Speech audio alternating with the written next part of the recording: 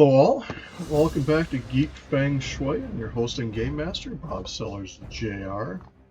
Shout out to our friends at Good Brewing here in Cass-and-Ment, Ville Under Pressure in Golden Valley and southeast in beautiful Pine Island, Minnesota, or venues of similar family, pet, kid, fun-friendly places near you and yours. Check them out. Events, particularly holiday events of late, or trivia, Dungeons and Dragons, and more. Sometimes even food eating contests. Or you can find yourself doing yoga on Sundays here in Cass and not getting judged if you drink before, during, or after. Check out my books at sellersjr.com, my overall website, geekfengshui.com, and of course this channel, which we appreciate every like, subscribe, setting of the bell. So why are we on the Horde side with a hunter that we haven't seen before? Thumbulina. Well, let me do something real quick, and I'll be right back here. And we're back. Sorry about that. So, survival hunters. I have already 2 hunters on the Horde side. Both are 20. They're marksmanship. And I've been having fun with the survival printer and learning about different tank pets. And I have come to the conclusion that the bears, in my particular playstyle, and my opinion only, I'll preface it with that, are the best tanks for me and mine. The problem with a marksmanship hunter is they will easily out DPS, or out aggro, I should say, the bears for what they're doing. Give me another quick second here. And we're back. I didn't even know I was gone. I just do a pause every so often just to make you keep guessing. So anyway, I decided to start a survival hunter on the Horde side. And in the process of doing it, I found out something kind of intriguing, because I've been playing Alliance a lot. And for those that don't know, I have my Alliance on Defias Pillager and my Horde on Skull Rock, because there's only 2 hardcore servers. And at the time I started playing both, they were both medium, not necessarily high, but medium populations according to the list. Well, when I came back, and you knew it when you're leveling up, particularly a Horde, when you go do some of the quests like out on the island and stuff, you'd be running into people all the time, which is cool because I mean it's just active. Well, on the Alliance side, I still see that there's some places, when you want to be a lone wolf and you get people, particularly in Westfall, coming along and trying to interrupt your questing. But anyway, with the Horde, the population has apparently, even according to the outer list, gone down quite a bit. So the beginning areas, anyway, were kind of desolate. There weren't that many people in here, and I've seen more and more lately, so it could be that they're just off coming back and realizing they didn't like Season of Discovery or whatnot. So I went and leveled this character up, and since my other videos already show all the different starting areas, I didn't want to duplicate the boarding of that, so I leveled her up. She's gone through all of the quest starting points.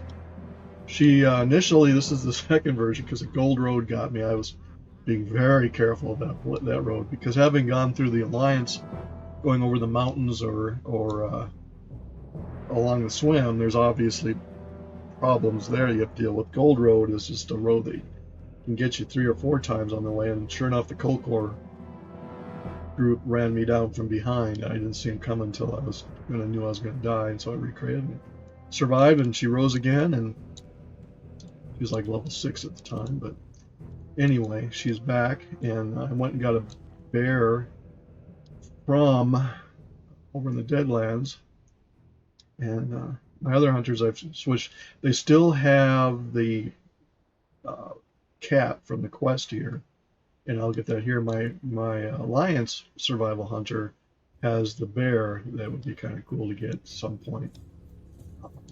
Unlike the cat, the bear's always there. The cat is only there when somebody summons it to do the quest, which this character has not done yet and will eventually. So it was interesting to me as a dichotomy of leveling, that on the Horde side I seem to level faster. I don't know why that is, if I had to kill more, press more, or what, but in the same sense of all three on the Alliance side, I had to do a lot more work to get up to this level. This particularly 17, even because she didn't have the. I mean, I was playing her straight through without a lot of rest experience. So there seems to be some sort of, and I don't want to use the word disparity, but I will, between the two, even using all three Alliance leveling areas.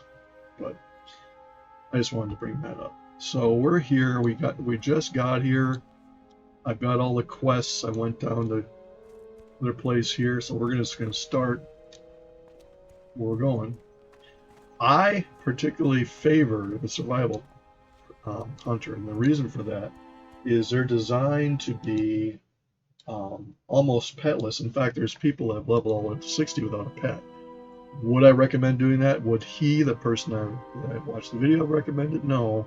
It's a challenge because hunters are not necessarily meant to be warriors with a bow and arrow or a gun in whatever case you happen to be.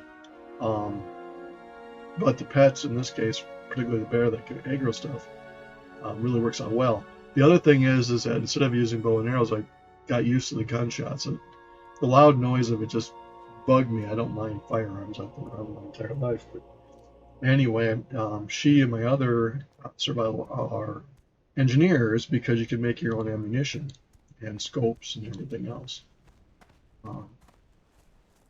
Along with the lower level of stuff, there is a disparity also in the auction house because there's fewer people playing. Things are a lot more expensive than they should are between two servers. Now you notice I have the aspect of the monkey, I think is what it's called. Yeah, because she's melee, much like my other survival hunter. She's primarily melee. She uses a ranged weapon. She does get bonuses. I don't use the satchel that gives bonuses, whether it's arrows or other things for the guns, because I don't need them. It only gives 10. I would rather have bags that are used for not only my ammunition, which means I have to keep track of what I have.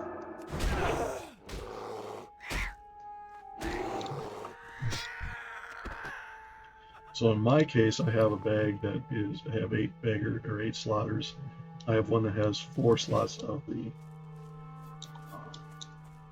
heavy duty stuff I make as an engineer, and you do go through them.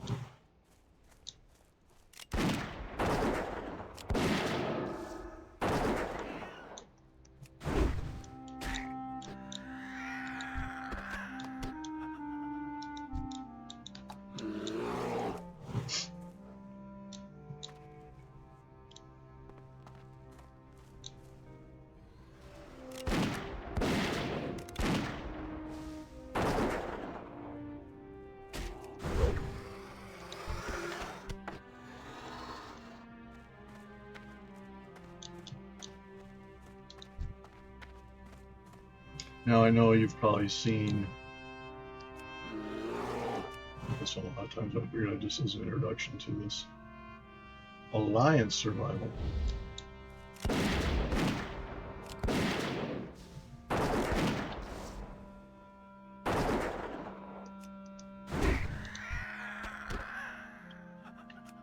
The other thing to note is that bears can eat not only meat, they can eat fruit.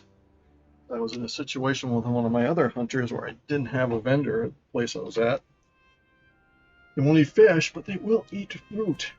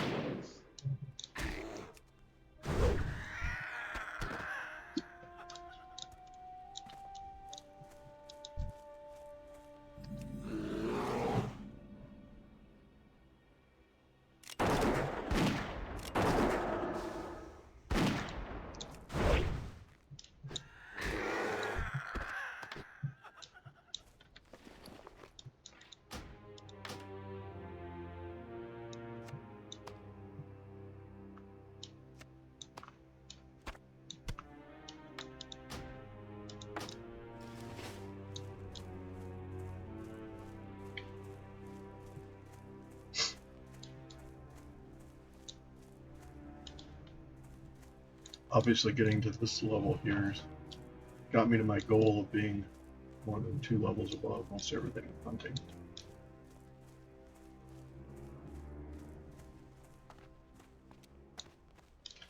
As I mentioned in my other video when I was on my warlock, when you have a crowded quest area, there are people that will purposely go out of their way to tag stuff so you can't get credit for it and let you hunt it down. Because once you tag it, they'll probably chase you rather than them. So he was doing that in their open window. It was annoying because he was just bouncing around purposely. It was obvious what he was doing.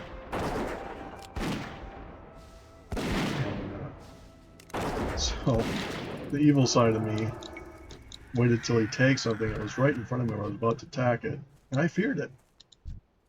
And then he had to go chase it because he feared away. Well, he was off chasing that. He aggroed other stuff and suddenly found himself busier than he planned to do. He couldn't come back and just take what he was trying to do.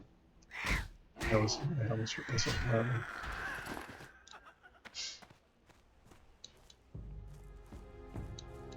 Another point as an exemplar of the difference between 3 types of printers is Beastmaster, which you put a lot of points in your beast, and there's, of course, the marksmanship where you are really good at shooting distance weapons, and then there's a survival hunter. Well, survival hunter is designed, again, not to necessarily need a pet. And when I was over in the Deadlands doing the family crypt quest, I ran into those hyper regeneration things where typically when you're going through an area and you kill like these birds, they stay dead for a while and they regenerate. Well, every so often you get something and you get a hot spot where you'll kill something and boom, it's right back.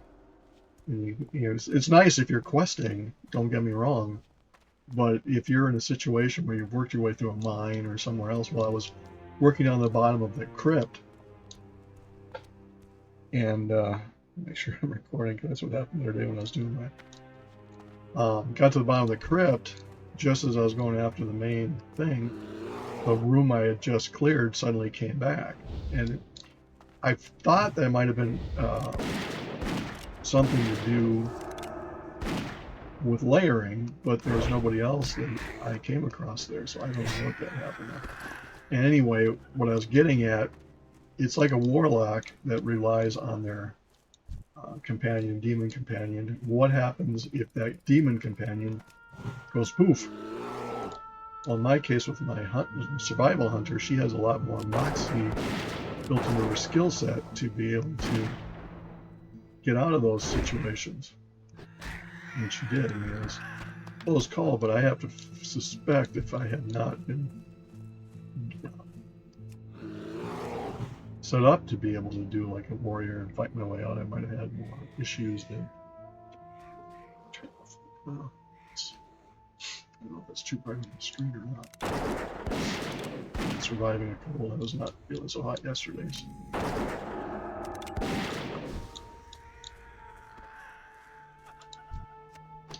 Comparing the two, the only comments I can make is that they've made it far easier to go between the 3 areas. Not the Gold Road is easy, because like I said, even I have died to it a couple times.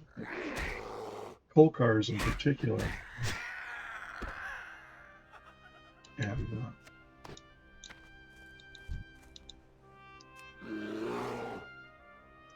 but I have gotten a bigger and bigger sense of this, the design of it, that they made life a little easier on the Horde side than they did for the Alliance. Good, better, and different, however you want to take it.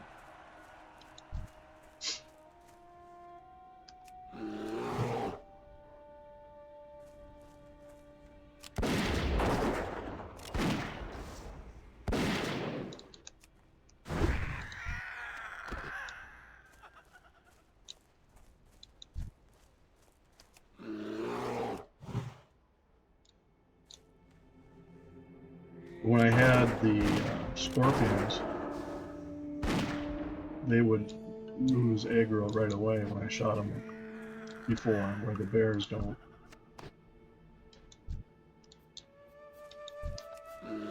As long as you let the bear establish aggro with the growl and stuff. I did try a turtle from here on another hunter, because on retail on my hunter you can get what's called tame exotic pet, and there was a pet that I turtle that was in Firelands or wherever it was, because they get what's called a shell guard armor, and I tried it and they just wouldn't keep the aggro that the bear does. I don't know why. Maybe it's later.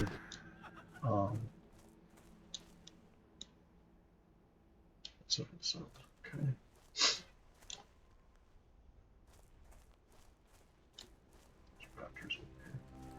But anyway, so I decided no, I'm gonna stick with bears.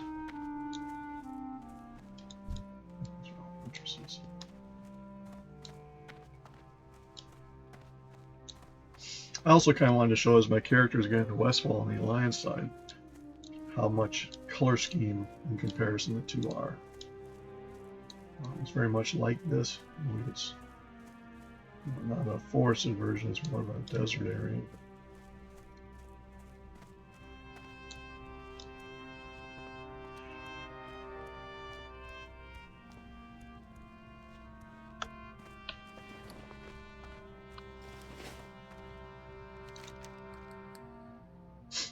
We are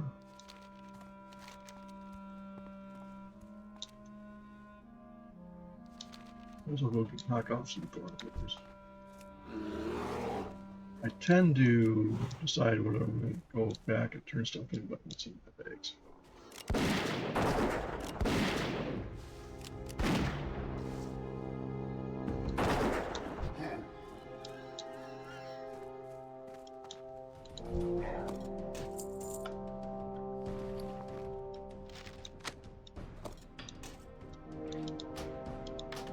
I've gotten kind of good at knowing what's crap and isn't even worth taking back. When you do have low bag space, you do have to contend with that.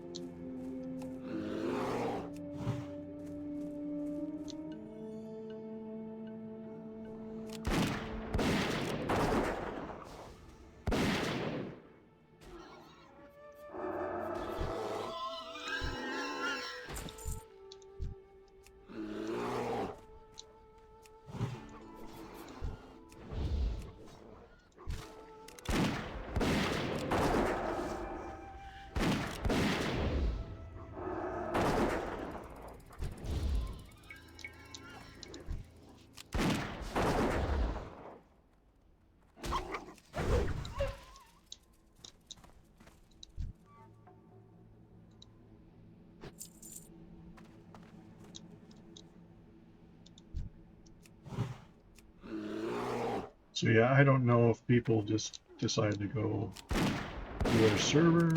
I have not played Horde on that, so I just kept them separate because I knew I was going to bank of characters.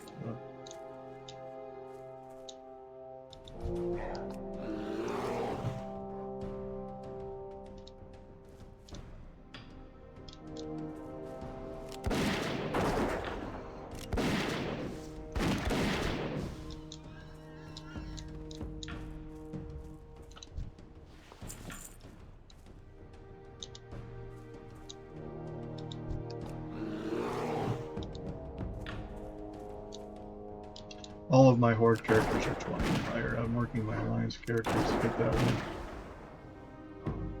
I'll pick up on my, after I do this character for however long I do it, and then I'll put in my Alliance Survival Hunter.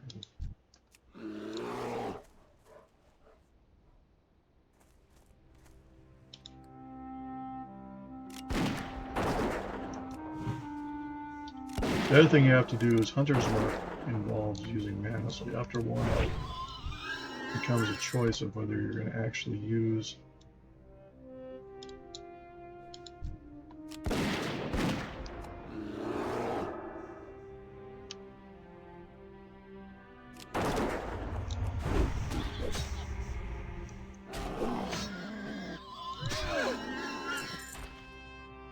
because I've really kind of found I don't necessarily need the Hunter's Mark bonuses, nor the bonuses are given by either the quiver or the satchel.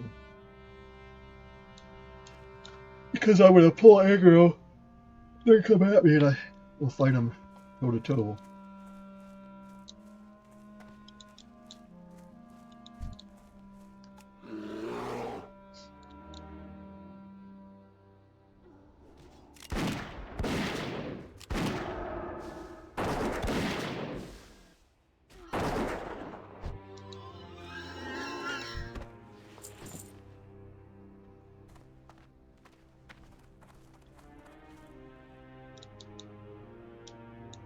The thing I've learned about the hunters is they're only as strong as their pet.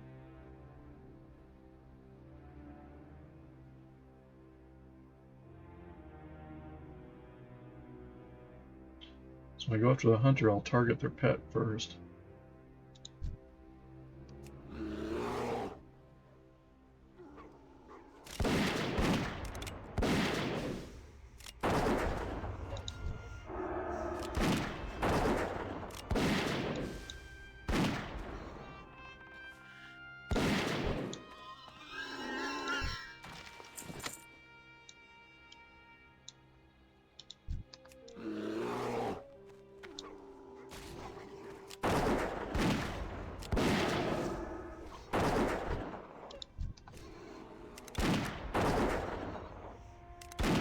So if I attack the hunter first, the pet will come out eventually.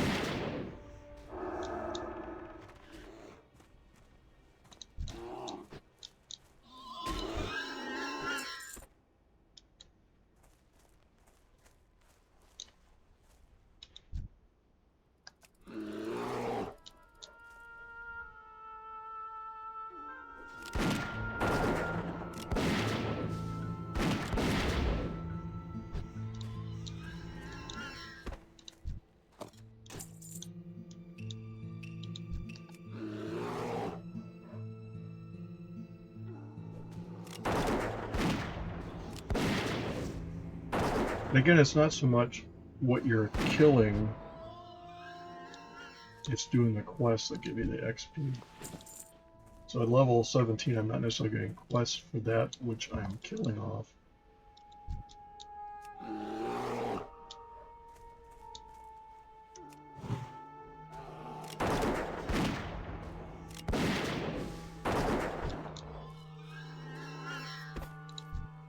Because Hunter's Mark affects attack power. And if something can cloak, I can at least see it. Quiver gives speed.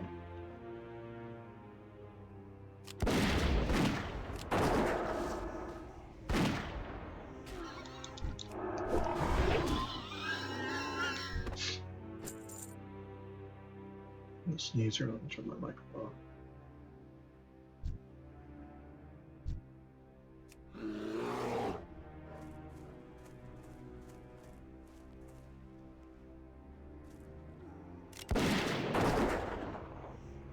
False alert.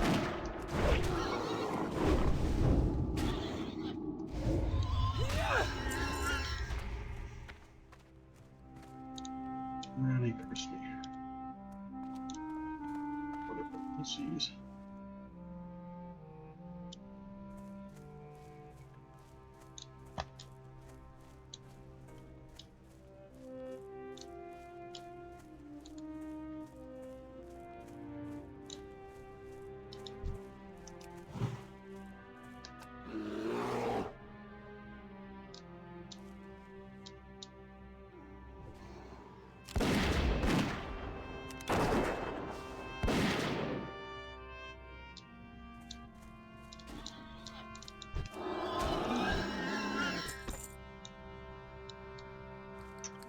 we just need one of the...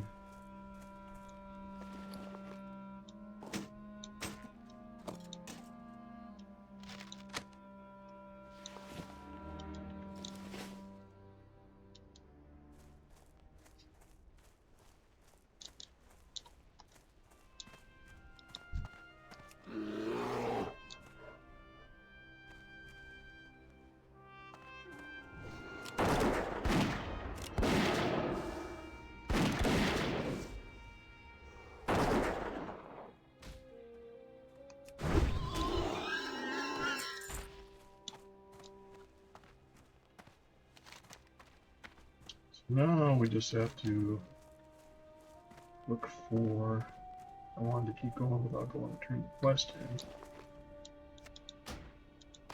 So I'm going to do a lot of things walking around. But I am going to go turn them in because the next quest I think has us doing the zebras, which there are going to be little dragon guys we're looking for. But yeah, with a survival hunter, I'm more prone to be going into areas that my hunter or my pet fails, but it's not a panic mode. Whereas with the marksman hunter, their skill set is keyed off of being able to use their weapon at a distance, which most melee combat, you can still do melee combat, but it's like me shooting a ranged weapon with survivals. They have just the basic whatever skills come when they don't have any of the, I'm not using any of the additional stuff in my hand. Who knows, in the end it might balance out. But it's a different mindset. With the survival, I don't pull the aggro off my head as much as I do with the marksmanship. So I'm doing far more damage. It's just kind of a wash.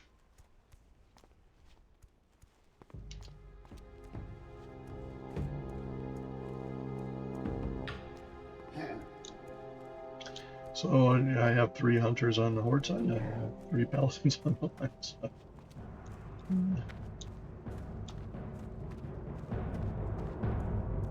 The only hunter that I don't plan on doing, I tried it a couple times, didn't work out because I was probably relying too much on the pet, was the Beastmaster.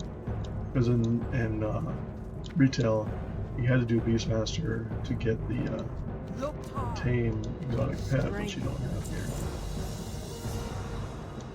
And there's nothing saying you can't do that later.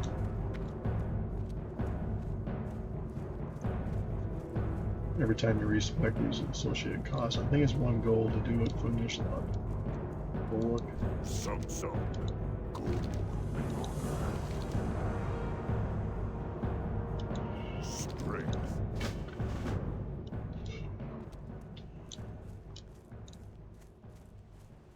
Wait for the holiday weekend.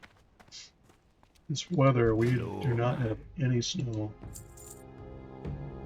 And the weather has just been crazy on my sinuses.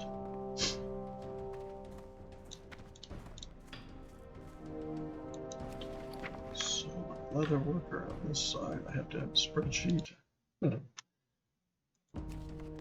Oddly enough, I didn't have a spreadsheet until I started playing Star Wars: The Old Republic. I carried it back over to World of Warcraft, particularly when I had as many characters as I do in retail at the time, and as much as I do now.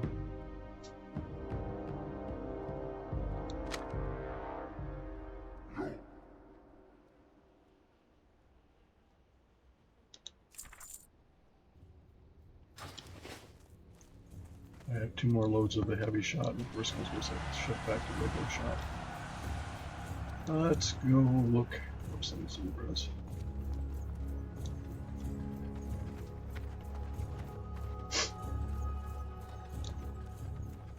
There's a typical progression of these quests. We'll do the zebras, then we can come back and do the other guys up there.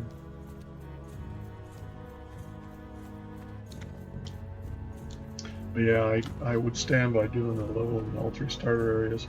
I've run into a lot of people that, which is totally up to each player, obviously, do it when they're at or below the area that they're in. But then again, they may not quite understand the game dynamic and how hardcore was added to a game that was not designed for it. And it does try to kill you far more often. I mean, until I played hardcore, I would never thought of leveling all 3 areas, to be honest. You just level in your area, work your way through, and you die and reload and go back. There is a quest for warlocks, or for, not warlocks, for mages, that involves, in the horde version that you're under on the lower level, and the alliance you're in, the blue inn or whatever it is right by the mage tower, where you have to go summon or read a scroll and see ghostly figures that you have to subdue. And well, if you don't, the first time I did it, same thing with the horde, I didn't research it. I just went into it and almost died because that quest does kill a lot. So I went and watched the video, much like I did with the horde, and found the technique of using the bridge. But it's quests like that that make you realize that hardcore was just added, and how much the game does try to overwhelm you in a hurry. And it's easy to die to something stupid like that when you're just doing that quest.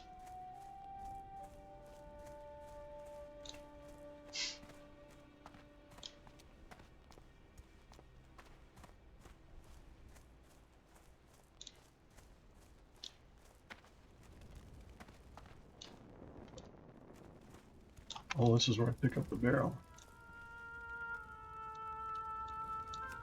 Yeah, until I got the questy thing, I didn't know about the barrels. I just ran into them. I didn't realize it could be multiple places.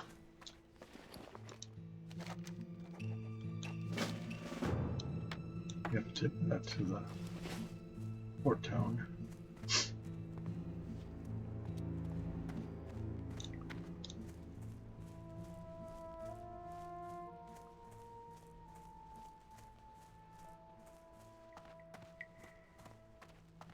This morning I was just going through and killing time while I was doing something else, and I thought I'll go over and kill off some of these, get the bits and pieces from them, and there's nobody there. All of a sudden these 4 people came in. Normally in most situations they'll at least send you an invite, unless you invite them and then they join or whatever. And I was just looking at doing right around testing my rage, and it got to be annoying because they just settle in. And sometimes I think there are people that do that. I saw it on the horde side where they try to control all the eggs on the island, and it's hard to do, and it's fun for them until you get around it. And we got around it.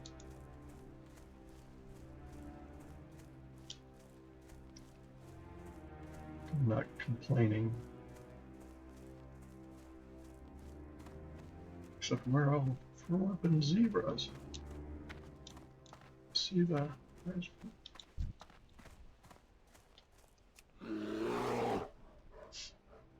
Something must have just been cleared on it.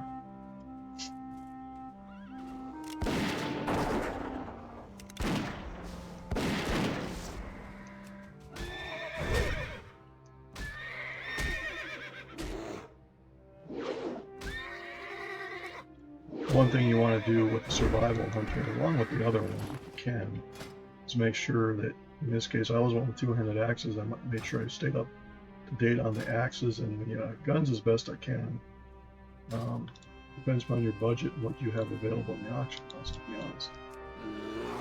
honest. Engineers can make a gun.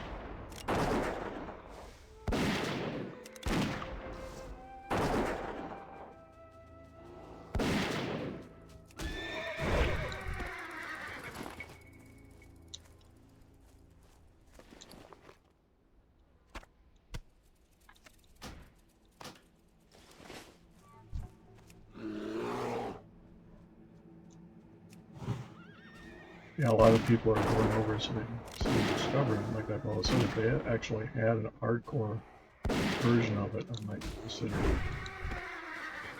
I don't believe in the death equals delete being hardcore as much as those others in the videos you'll see. They'll claim it to be hardcore, and it's a 50 Shades of Grey of hardcore, because you have to rely on the person willing to delete a character that they put hours in. With hardcore, you don't get the choice. It's dead, and you gotta start over.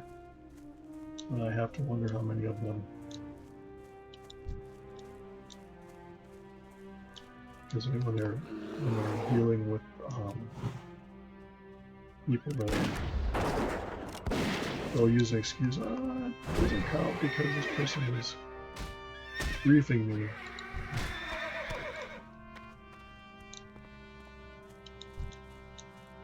I don't get it, but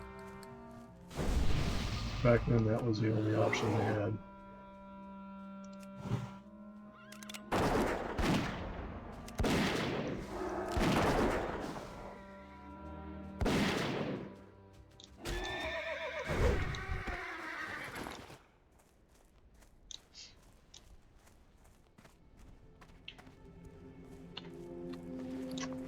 We could do the green emerald down here too as well. We have that quest.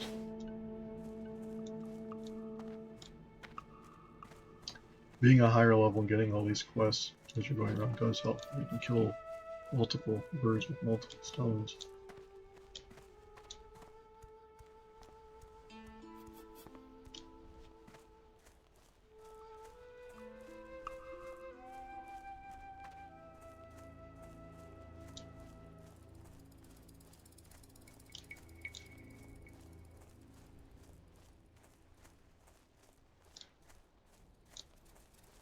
I have come to conclude there is a specific order with the Alliance side of which areas you go through. With the Horde side, I do the Tauren start, and then I go to the probably Undead, and then I go to the Orc start, and I do the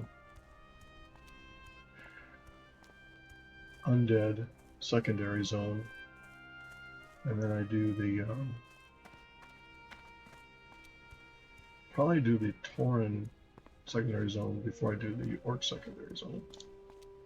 With the Alliance, it's I go over and do, typically if I'm Night Elf, I'll do the Night Elf starting. I'll do whatever one's your starting area. Then I'll do the one that's closest to you, and then go to the far one. With Gold Road is the only option for Horde. With Alliance, there's multiple options that you have for going to the other races that are far away. In this case, a Night Elf is like the Tauren, only it's a lot easier to get to Tauren, in my opinion, than as a Night Elf. You have to really work at getting from Stormwind to Darnassus.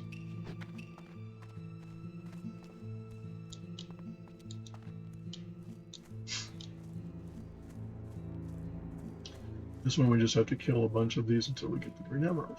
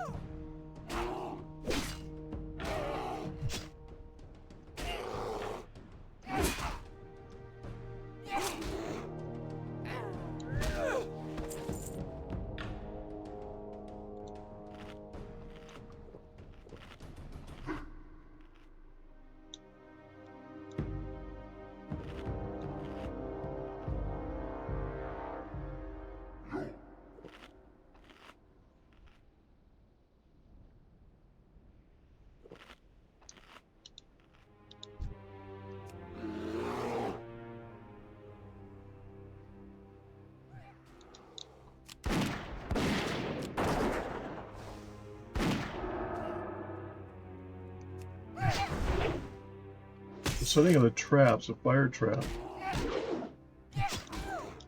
Oh, it disarmed me.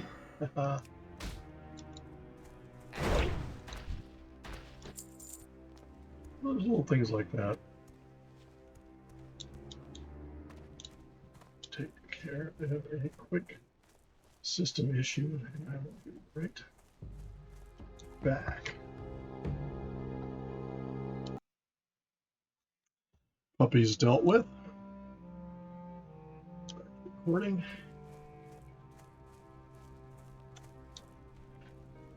Pause button's wonderful, otherwise I would have had to put up the break screen. Looks like somebody else is up here.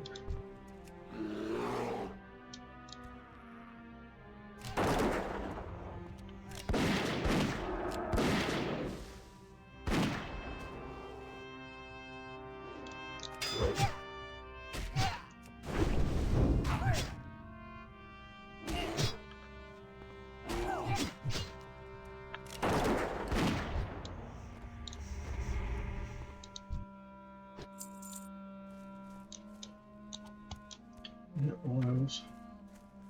Ah, somebody's coming. I log out, by the way, so I'm going to do everything.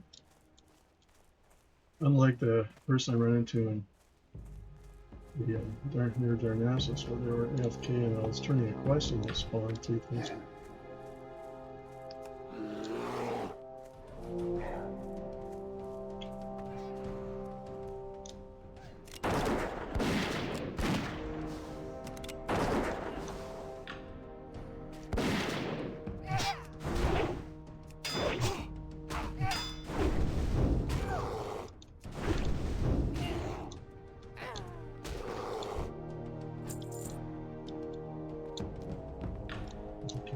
Chest. There is a chest somewhere. There's a trap of sorts. When you open it up, something spawns. I don't know what it is.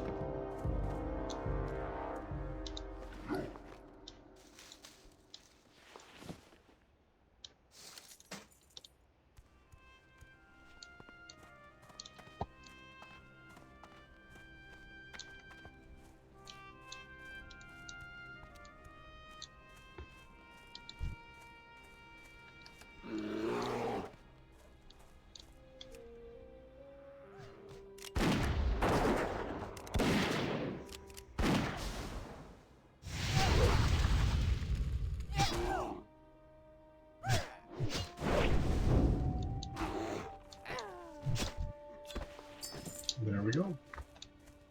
The emerald is mine.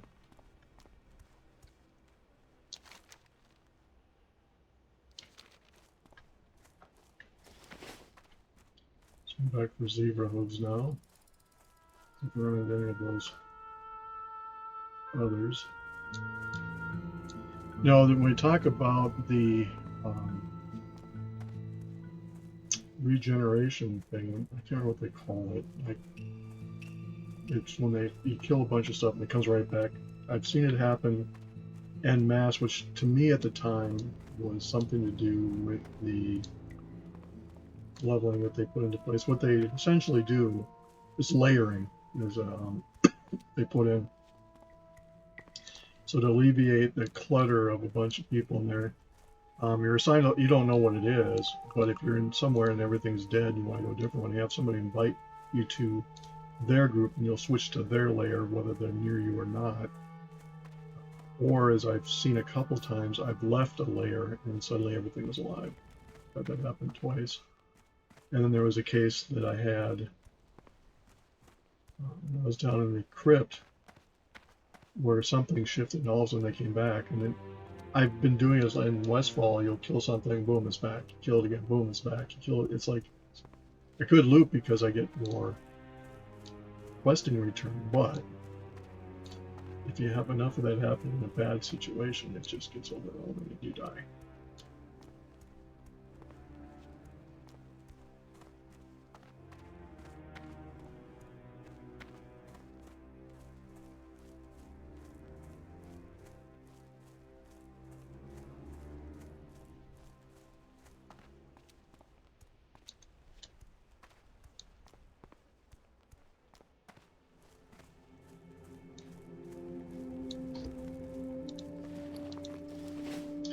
You can buy the crap. I know it's not crafted shot. It's a heavy shot. Is what they call it. But engineers can make a crafted shot, but you have to have the heavy stone, which I've not reached the area where you mine those yet, apparently. So.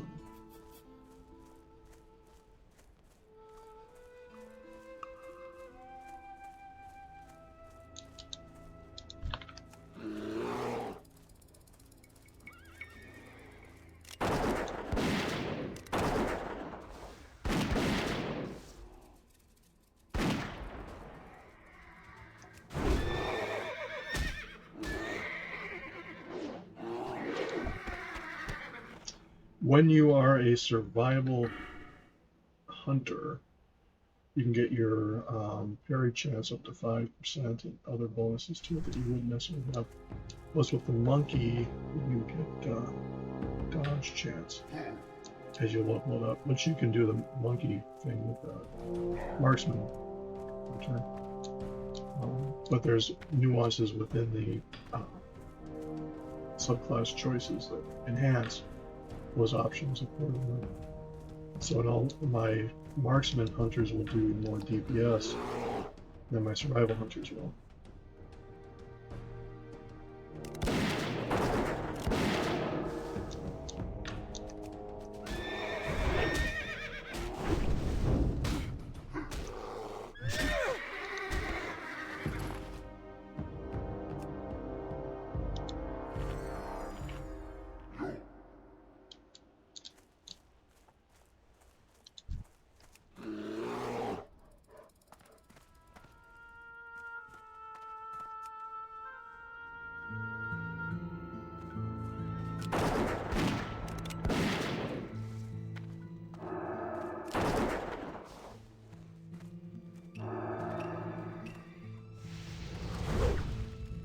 So you see the benefit of the trap. There's a Feng fire damage. There we go. All of our hoops.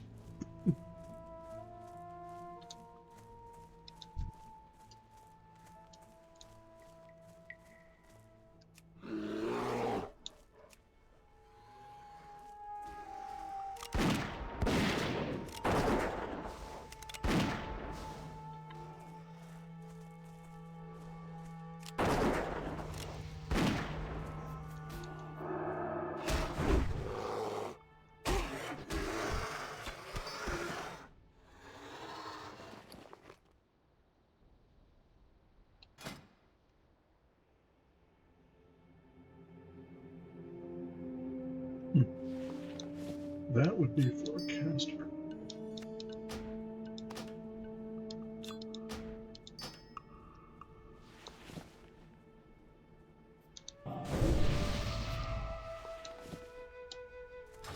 Even though Spirit doesn't always make, I'd rather use it, have it take up room.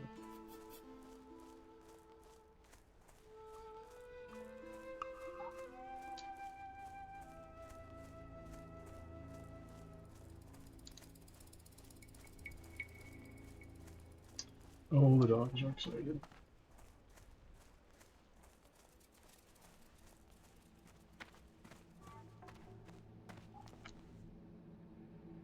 Uh-oh.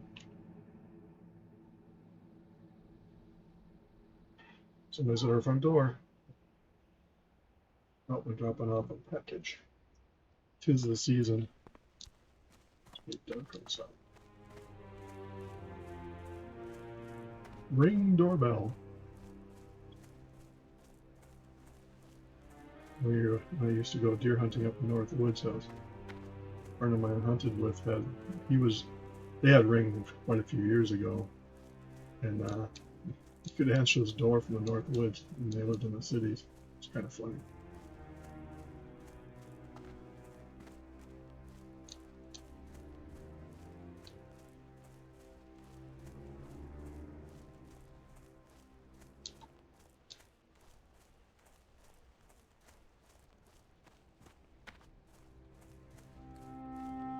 Let's see if we find any of those. Lapitors. I really wish there was a quest for the hyenas.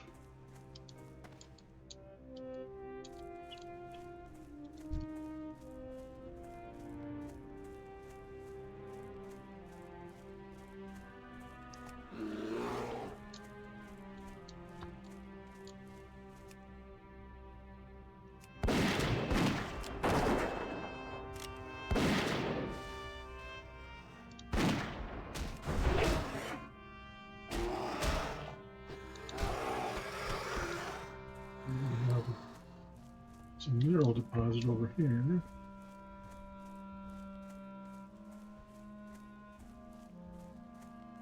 So I need the Dipper Stone. I don't know if I'll get it from these.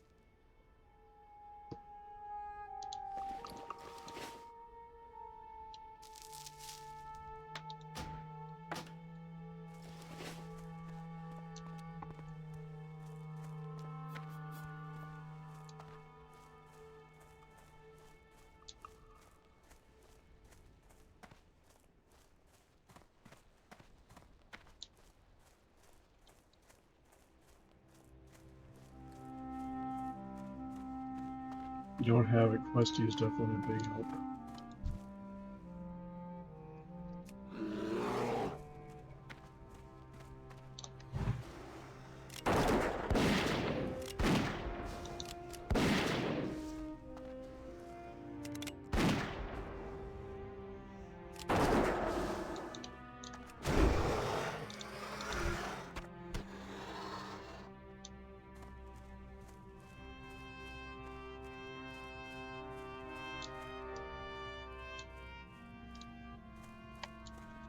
Yeah, I think we'll go back this way.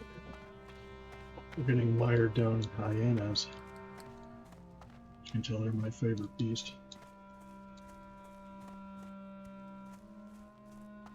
Well, the Skinner would be fun to just go around to them and skin him, but Skinner and this character.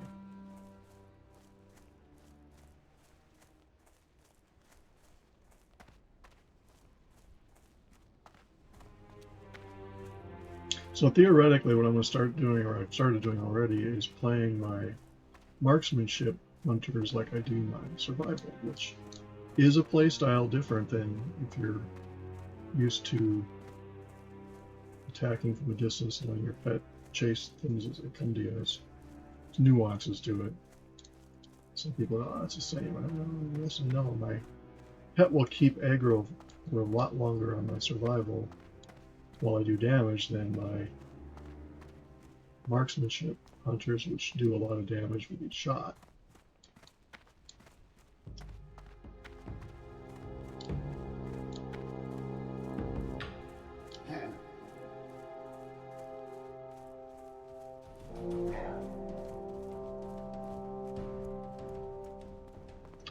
We'll go turn in these quests and then we'll go finish up that little quest of killing all those people over by those really edges.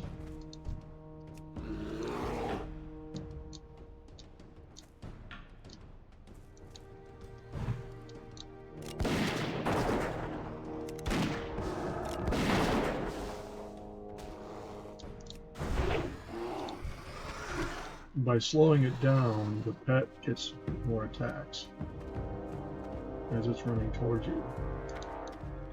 They can't defend from attack from behind much like you can, but you can fight running backwards, which throws off the game AI.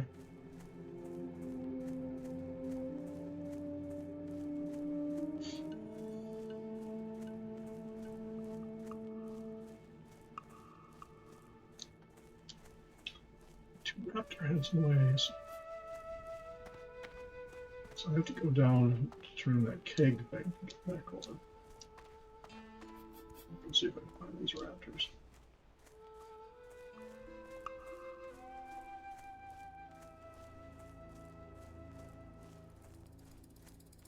This area is usually good for them.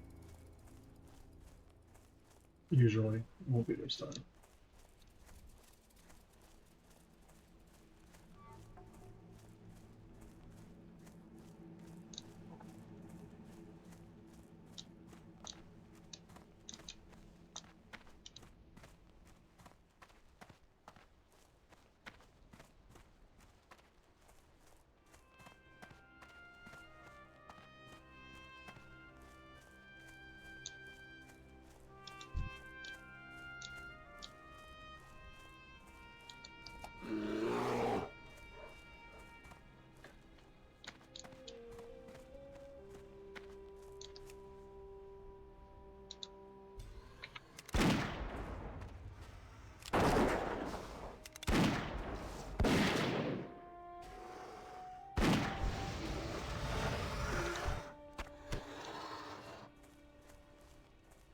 Yeah, side note about those traps. If you don't get them triggered and you leave them there and something else walks across where they expire, they will aggro to you. That didn't happen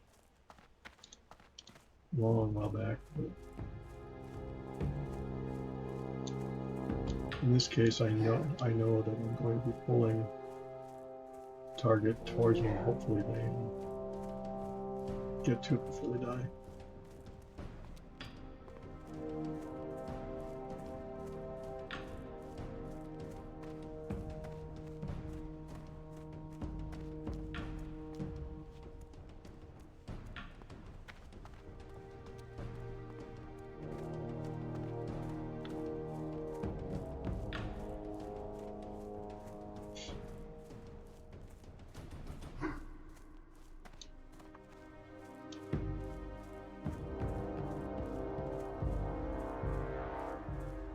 Yeah, so initially I was just going to do the Horde, not do Alliance, and I've obviously changed that. And I fleshed out classes on both sides. I was interested to find the difference between a Night Elf priest and a priest of another race, in that they get ice shards. Over the ones that something to do with Night Elf racial skills.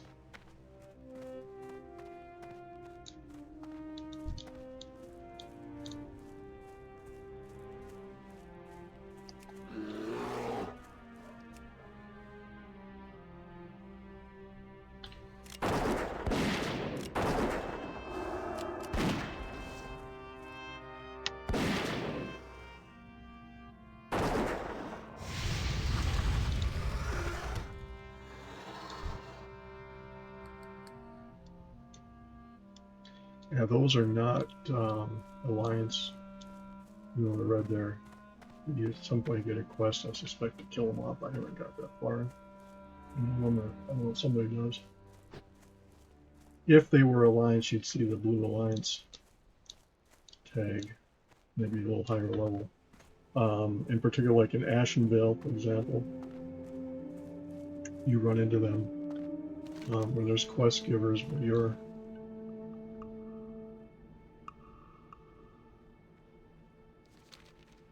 what I had my attack raptor forms. Do I already have the quest for the?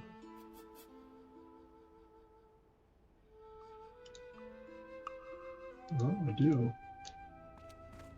Those I have to go to the other raptors for, so we'll go turn all these in and see what comes next. The higher level ones on the other side of Crossroads. I think the ones I've been killing would give them, but it's much rarer because they're much lower level. We'll go turn in the quest, go ratchet, and turn the barrel and the gem. So the distinct advantage of getting here at a higher level, 16 or higher, is you get all the quests right away. At least you know where they are. Whereas if you get your lower level, you gotta go through a bunch, and then they suddenly appear, and you can do more. Now I can kind of pick and choose, and I know the quest well enough then I can pick and choose them. The goal here is by the time I get to Ashenvale at some point, I'll be 20 or higher. There's a road to go from Ashenvale to... Where's Ashenvale? Okay, no. Whenever I go to South Shore area. Yeah, I do go to Ashenvale from here, but you start on the high-end level, and that is 20 to 25, might be 25 to 30, or 20 to 30. On the far end, it's lower level.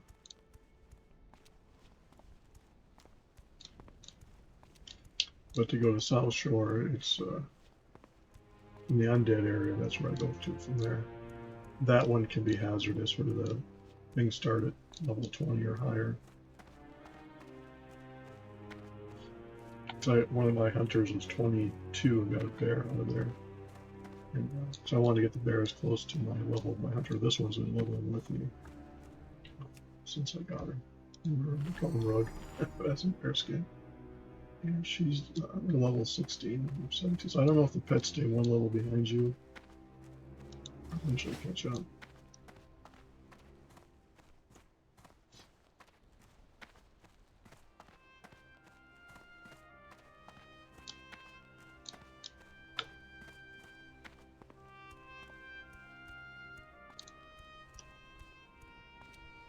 I'm tempted, I won't do it just for that, but I'm tempted to start a Horde character on my Alliance server so that eventually when my hunters get to Barons, they can get that rare cat. Not rare cat, but the quest cat.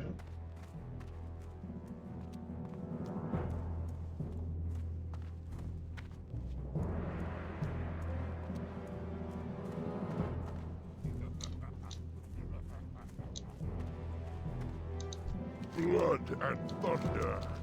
Strength. Good victor.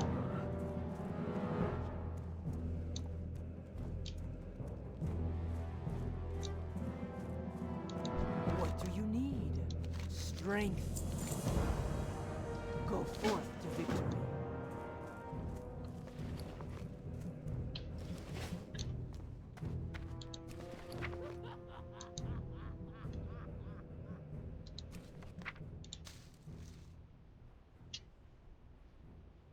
So, Lord, I want to go to Bank Herb.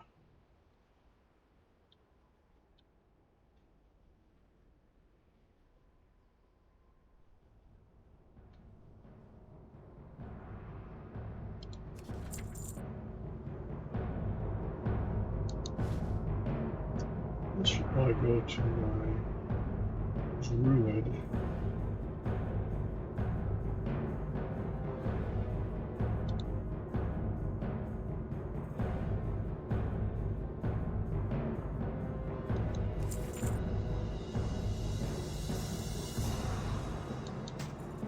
I'll go to one of my wars. I'll start with Golden Cut. Let's see what else.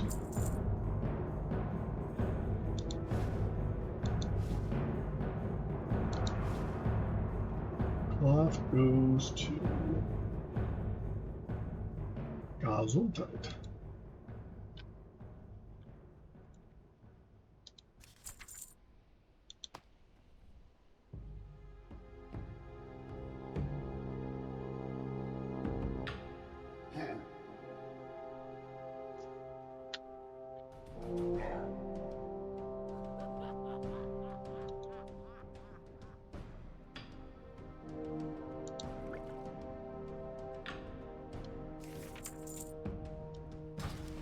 So if we go over and look at what ammunition is available here. What you want? What's this one? Be seeing ya.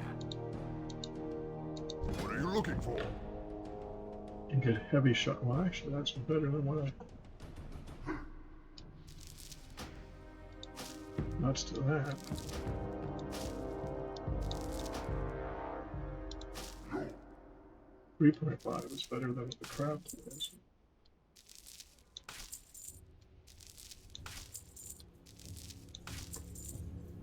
Once you do that, though, if you get rid of all, you got to reload your gun there. I'll get one to have in reserve.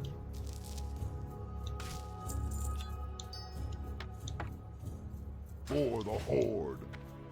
So lesson learned there.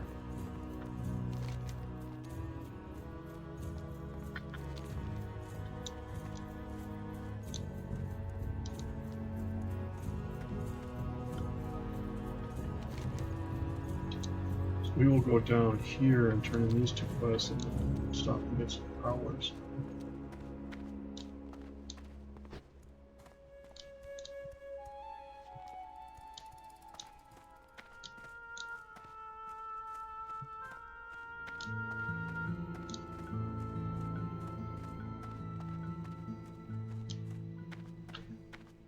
Stone and Silver quest won't be as bad necessarily because now I've got the ability to keep the creatures distracted with my pet when I manage one of two of them. So I'd stick my pet on one and shoot the other one between the two of us.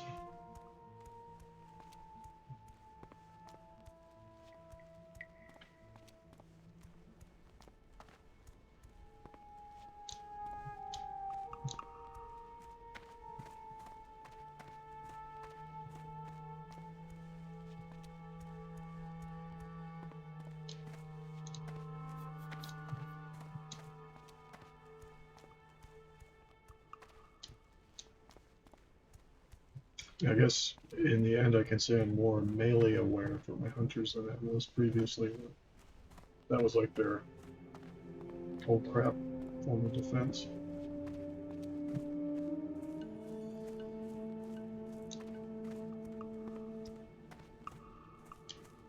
There's a lot of prowlers down this end of the barrens.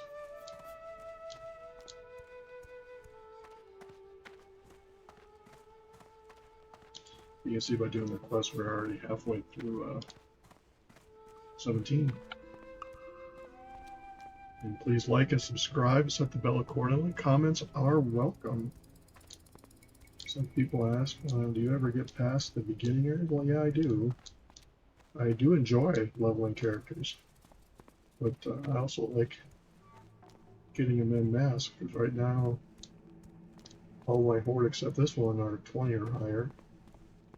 All my alliance are 16 or higher, so they're cruising along. I don't do all of them, because it's replications of previous videos. I don't want people to think I'm just doing the same thing over and over and over, even though I kind of am.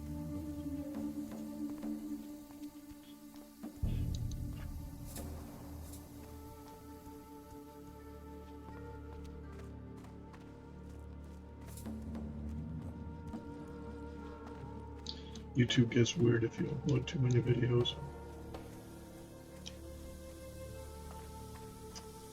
Which I don't know what exactly it is. I'm not monetized, but I doubt I ever will be.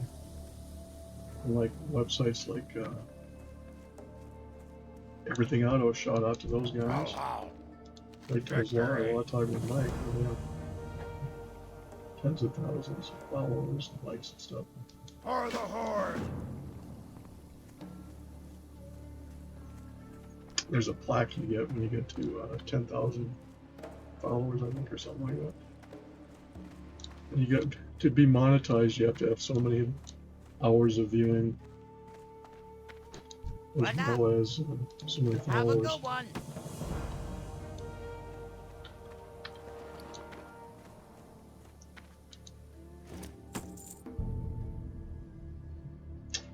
Silver and a 6 in the bag. It's soulbound.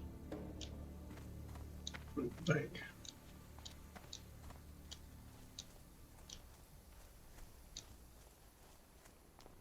Time is money, friend.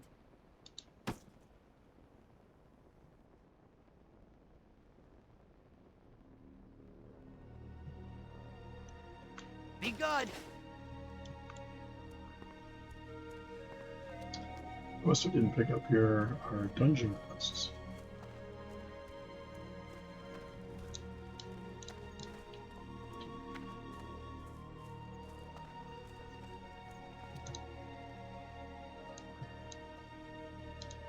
Baron Launch was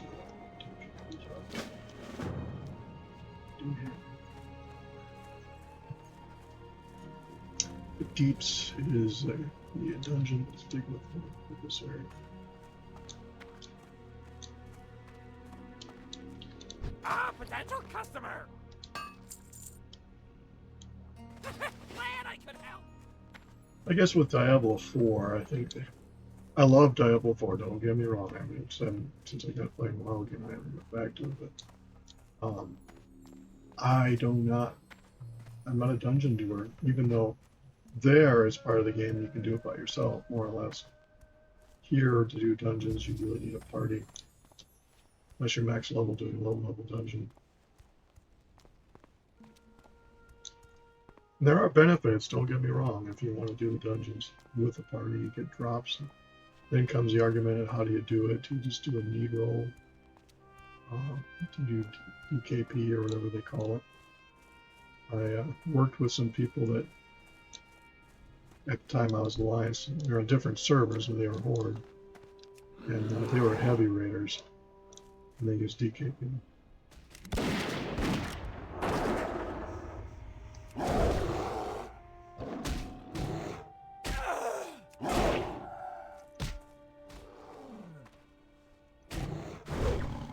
So when you're running backwards and stop, they will keep attacking, but you can defend yourself running backwards. And when you stop, they stop, and you just keep going. And it takes them a while going, well, wait, I'm confused.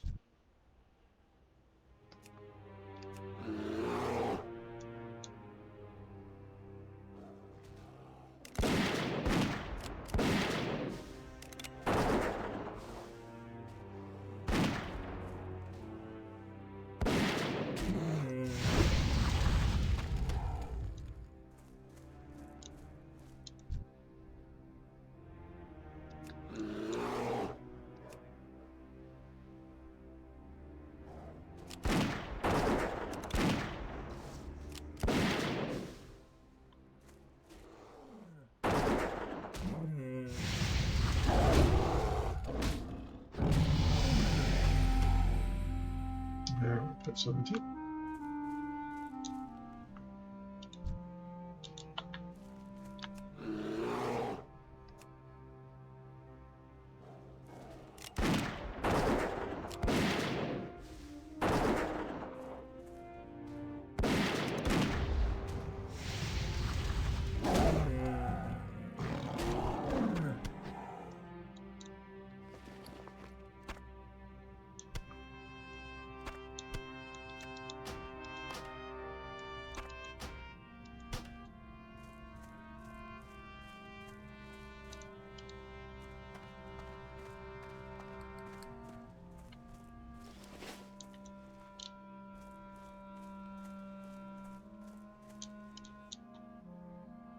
Yes, I could put track pet or track beasts.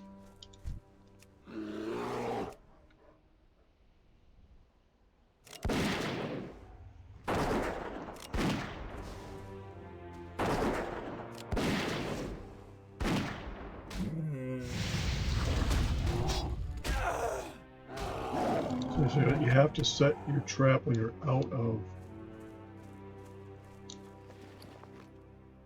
Oh, I got rid of the clock. I didn't realize what that was. My bad.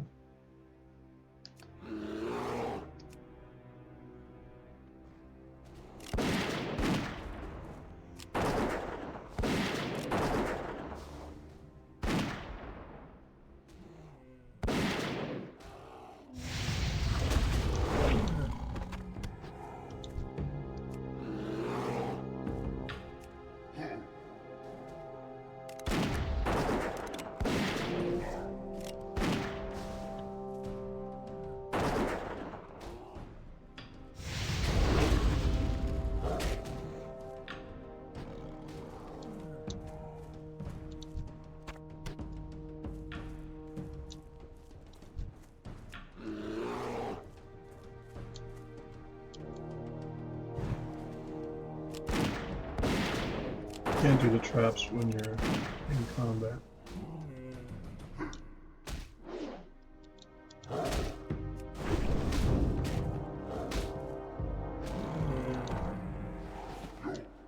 As you can see, fighting backwards, it confuses the AI.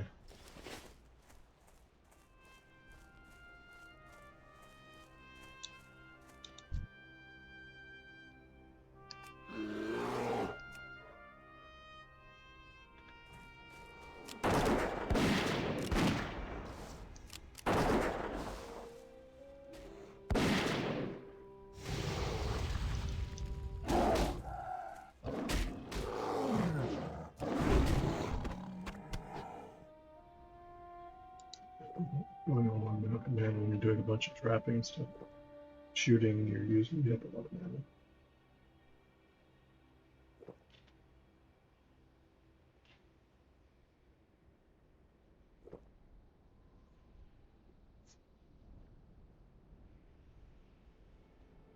Yeah, they do not drop the intact ones.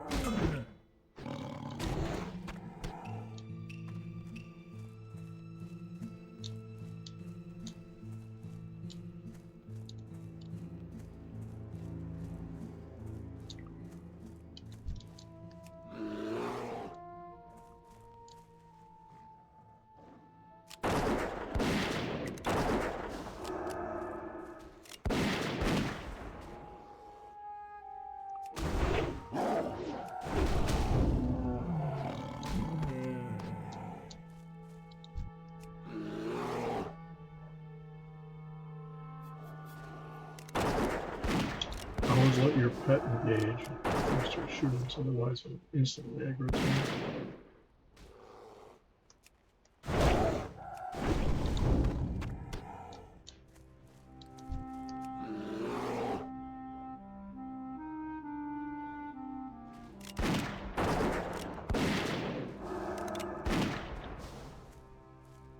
By slowing it down, your pet gets more attacks from behind.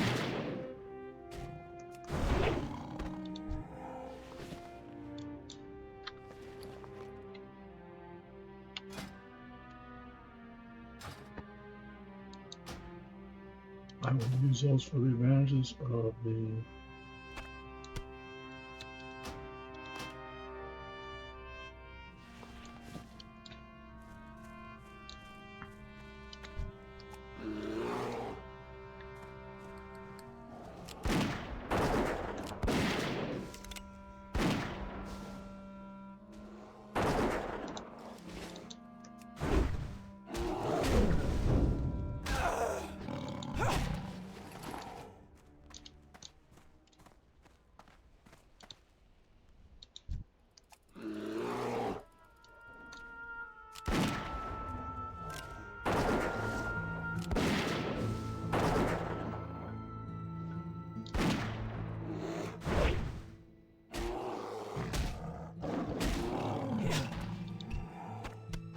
There. So what quest can I turn in on this close? That's in Crossroads.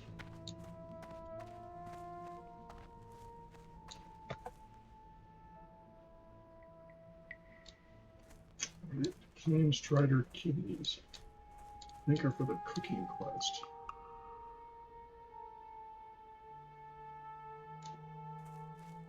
Memory serves me correctly.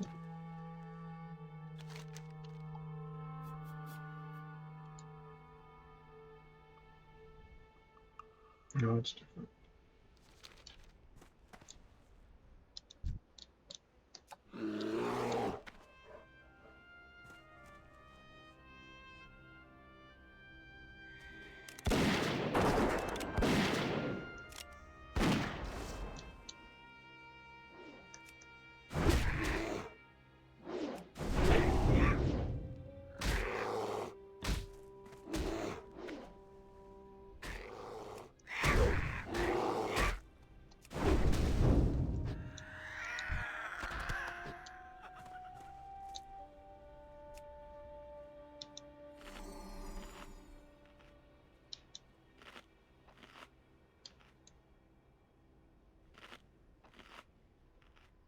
I think I'll go do those, but I'm going to get the raptor. So there's a bunch of those plane striders around where the other raptors are.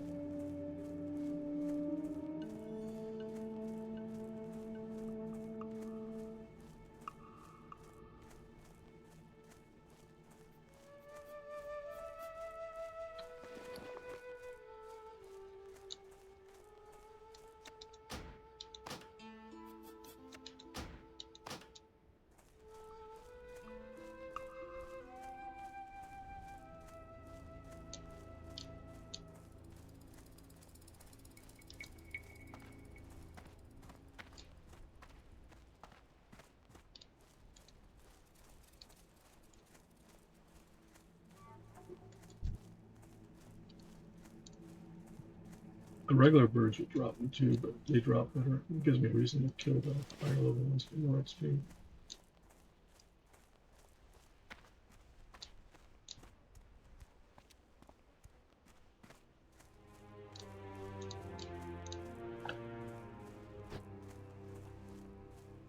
If I was a Skinner, on the other hand, I would be having no problem.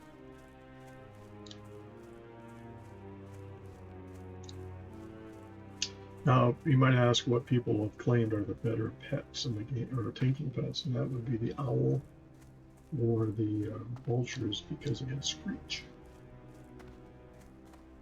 But you don't get to those until other areas. The turtle I got from the Firelands is really good.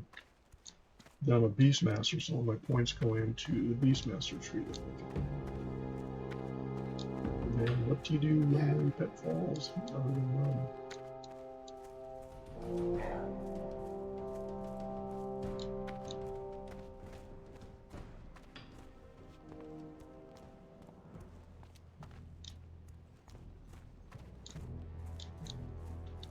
What can I do for you? Farewell. Go with Ricky's hide. That's the hide that we would get for the cat. So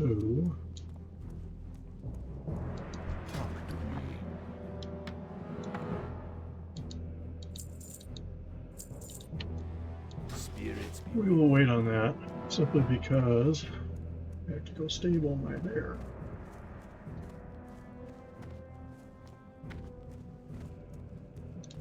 I can go do the attack raptor ones.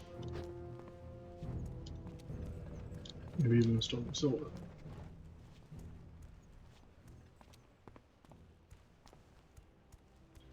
Or both at the same time. Either way, there'll be a bunch of those birds I have to kill.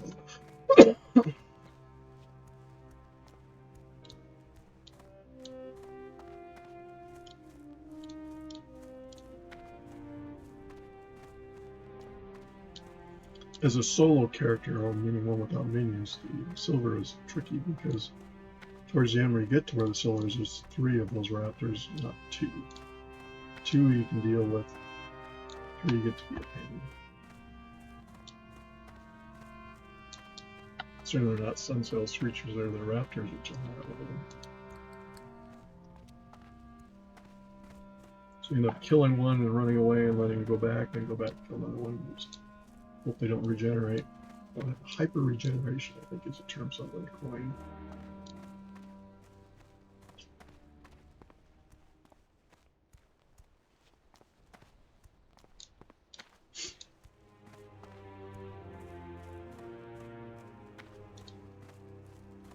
Level 11 is, you get to here normally, you're 9, 10, or 11. And the southern barons are much higher, so you're better off going through and spending the time grinding out quests and XP and stuff, in my opinion. Depends upon your playstyle, obviously, and your patience, and your willingness to do it.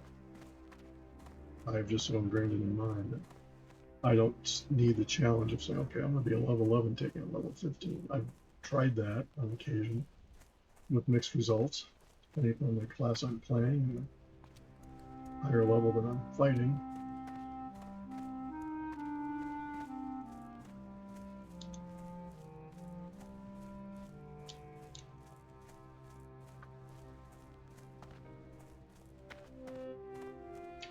I don't have the feather question.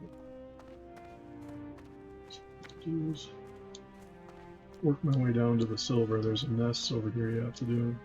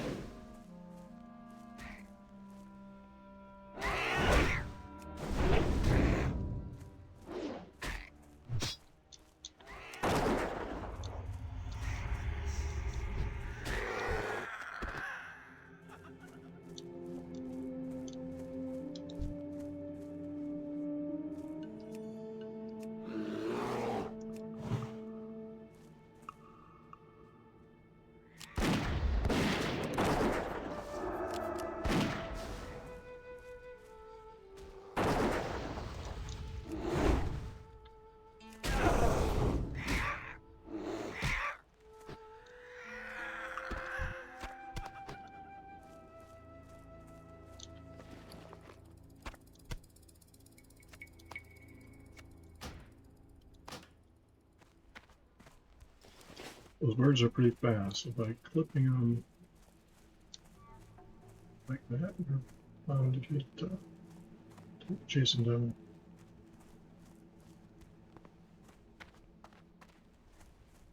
One thing to note in the undead line, I forgot, none of the undead races, I don't think, can be hunters because there's no ammunition there. I'll have to double check that.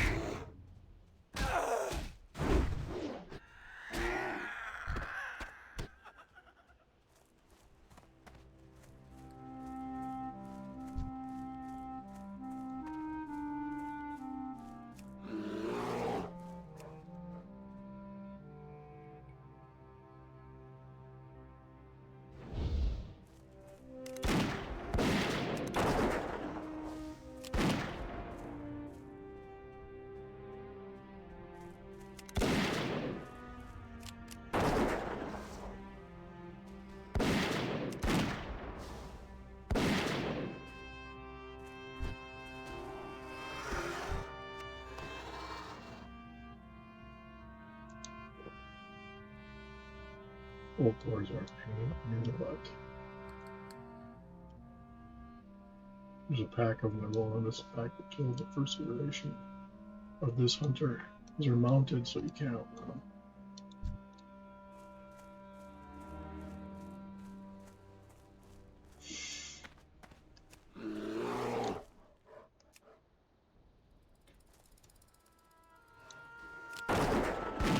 And as a side note, if you have any minions such as a warlock blood,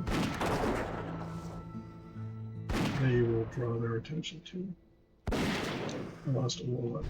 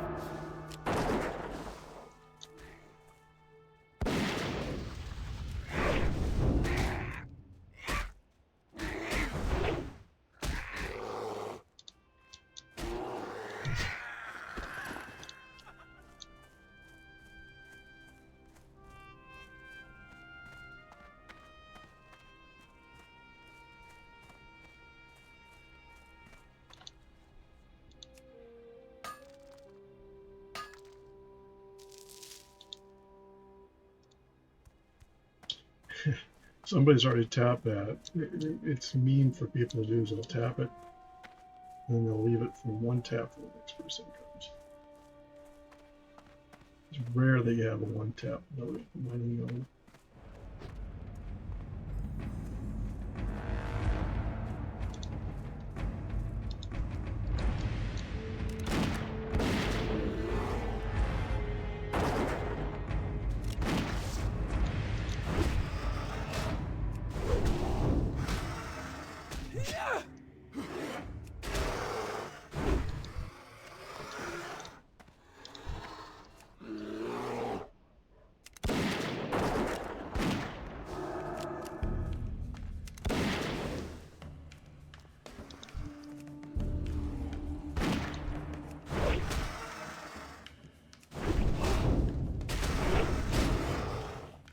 Yeah, this is where you turn tail and run.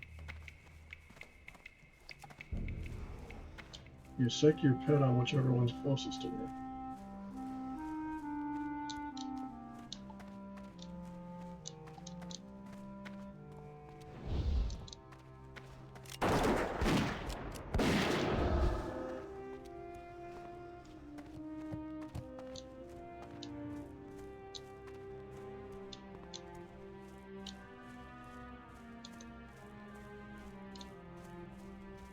See how the pet held their aggro for quite a while.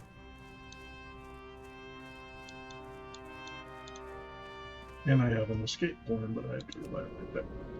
Normally what I'll do is I'll set my pet to follow, and then it leads him on the eventually, but stays and fights.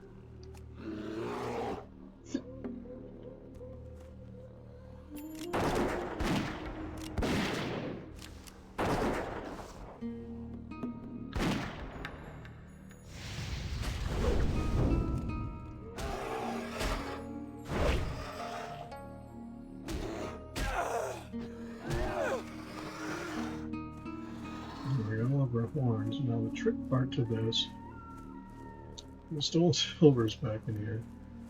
I think I'm gonna wait till I go turn these quests in because I will be 18. What else I have?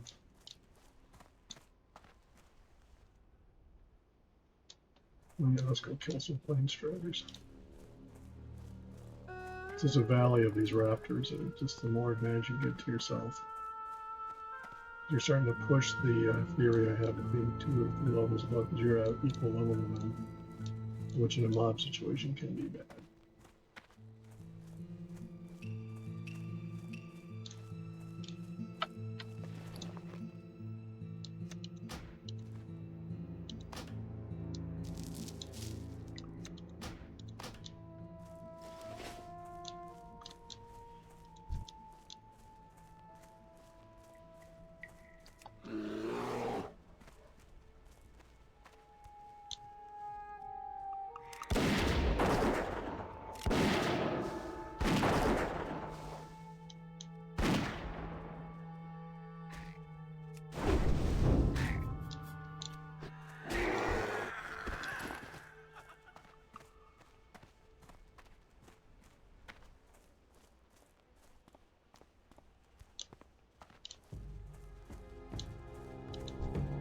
The reason I didn't drop a trap back there, I didn't want to.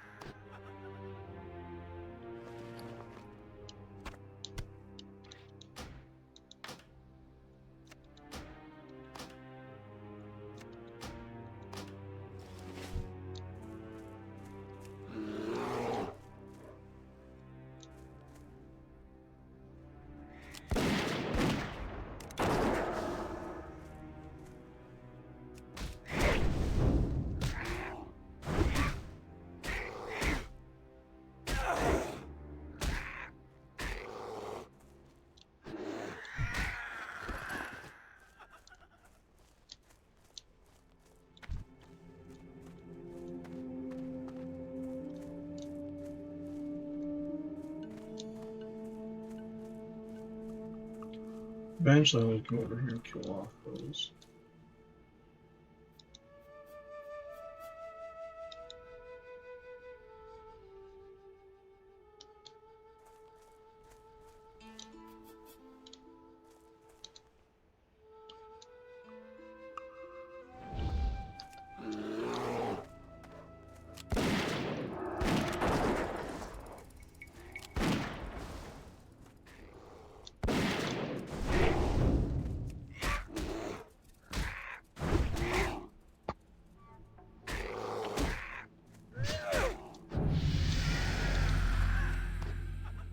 There's 18.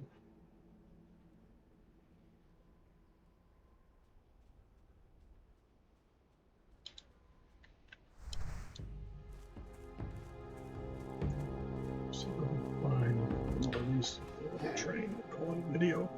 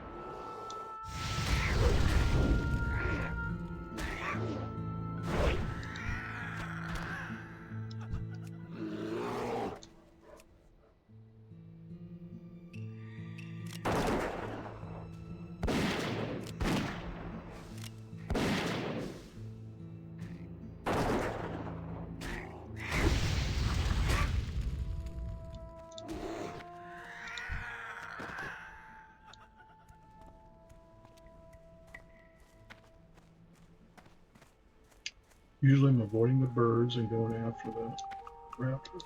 In this case.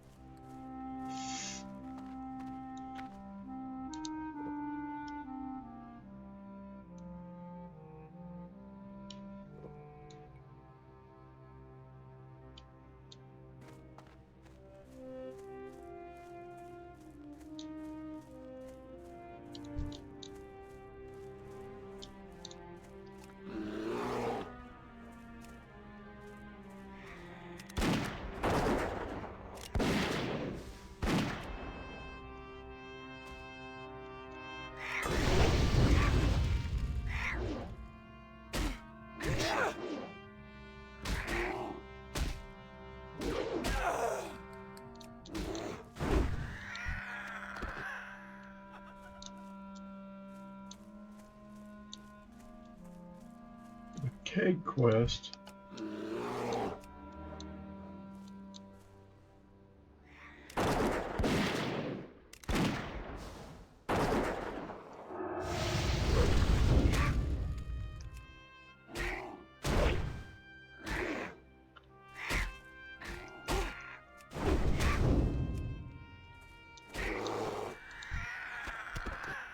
I gotta go get a thunder lizard horn. Might as well do that. So when we fly back, we gotta go turn that in at. Those are coming all the way back out here, which we can do, but we're here now, so we might as well.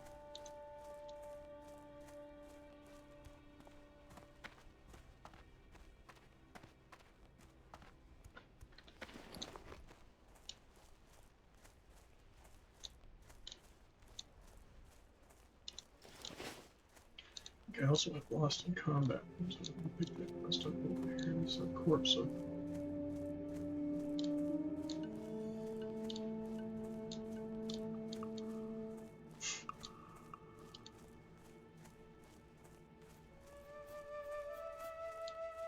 Relatively easy quest. Usually there's nothing in this. You have to worry about sometimes with raptors. You saw a cockroach in there.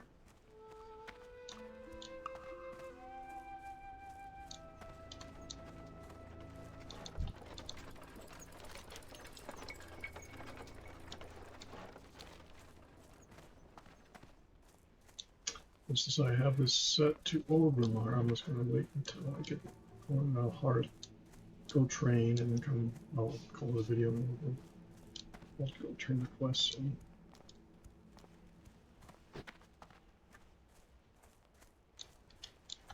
This guy has a quest. Kill it, maybe drop something that gives you.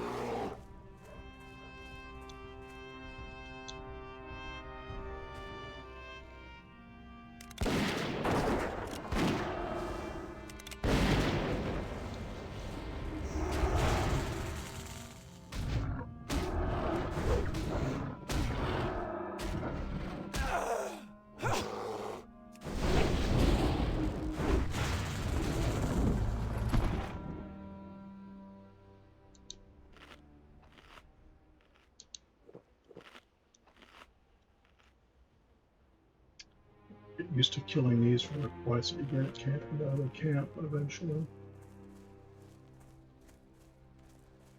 Notoriously stingy for dropping like blood vials or research.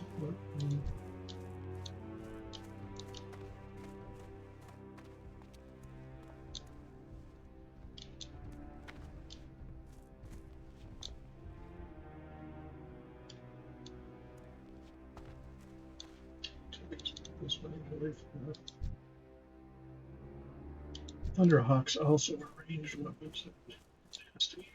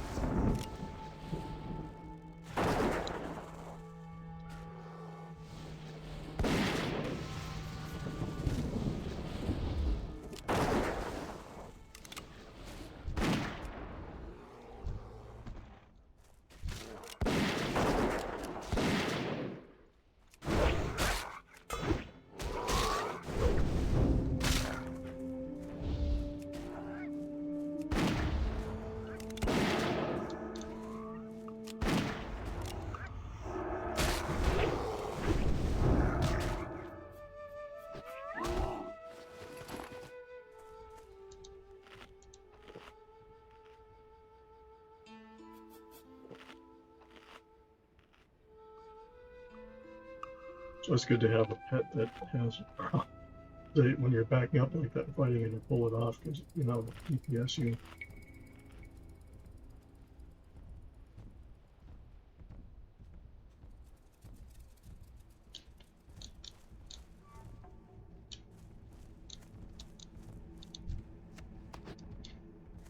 There we go.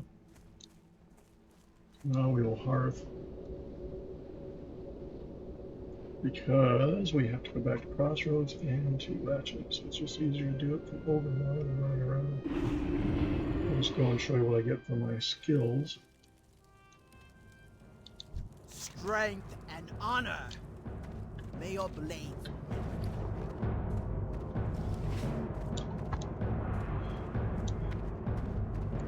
Yeah, what do you want?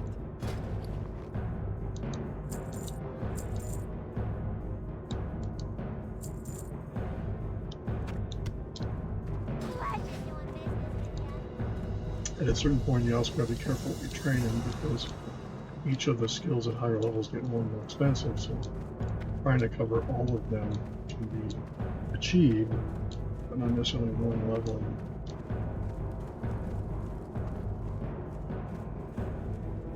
You have to balance that with what you want to level your pets with.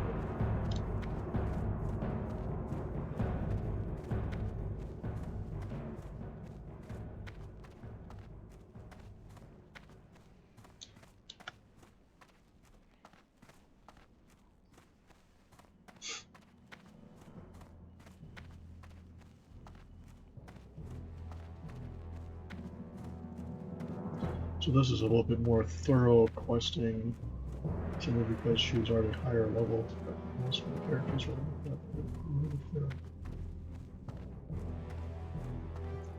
Theoretically, when I go to Ratchet, I can stable my. If you stable your pet at any stable, you can get it from any stable. So if I stable it here, stable it there, that's what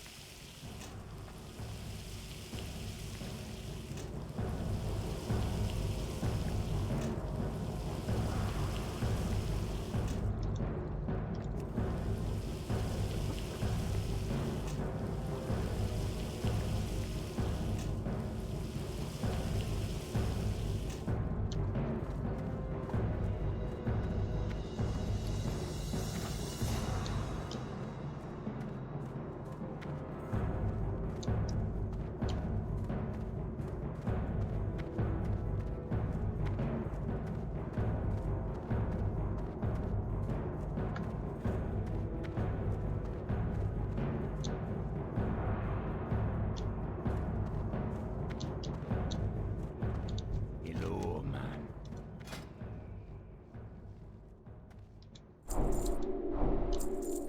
Later. How you doing, man? So I don't know if you get the Spirits first be time with it's you, free or not. I'm gonna have to go try it in another country. Aspect of the hawk. I'm gonna hold on. Multi-shot. That's 20.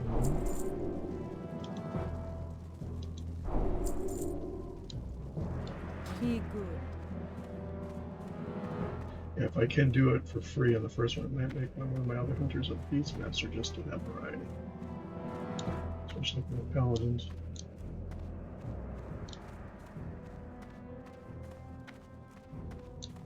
And then one last thing we'll do is we'll look at the auction house to see if there's. I don't know if I have.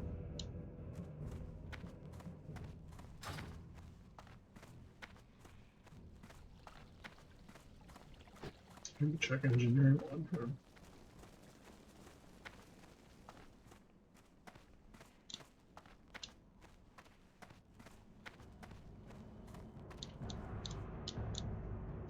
Yo!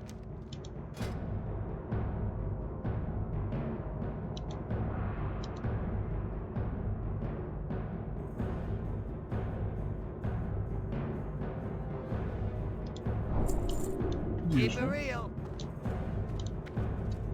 Or if this hunter or the other one, I got the electronic squirrel too. Maybe my characters came across that planet, so yeah.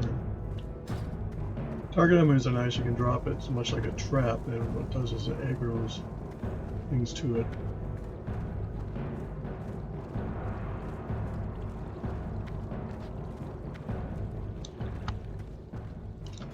Maybe target enemy.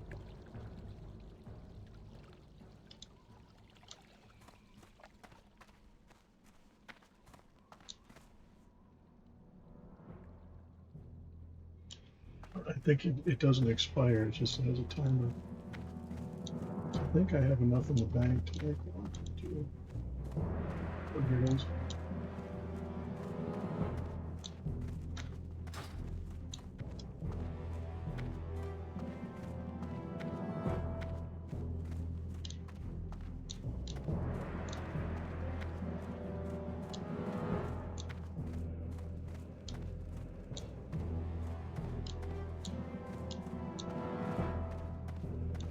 What are you looking for?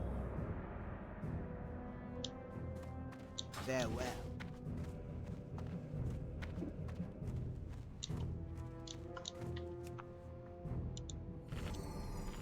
I'll go on one of my other hunters and for the respec and see if I lost it because I thought it was a bill, but that might have been after the first respec. You might get one respec for free.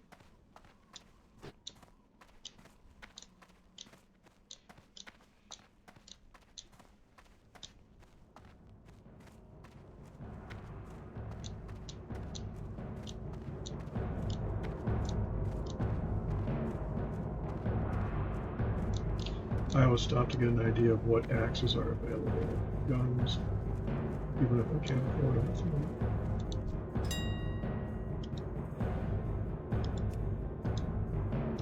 Some of them, as you'll see, are quite pricey.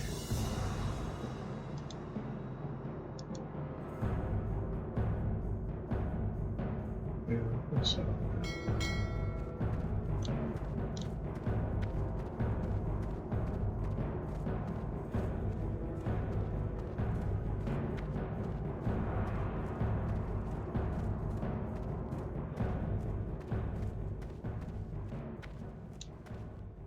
Speak.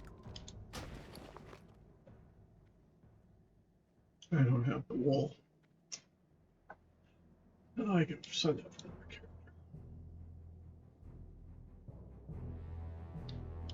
Farewell. But I think I will call this a video here. So as we start out, tell our friends at Catacud Brewing here in Castle Manorville, under pressure in Villa Valley, South by Southeast and beautiful Pine Island. Our venues are similar family, pet, kid, fun, friendly places where you can do yoga on Sundays, not get judged. You can drink before, during, or after. Trivia contests, food contests, you name it. And with the holidays, they have holiday themed contests.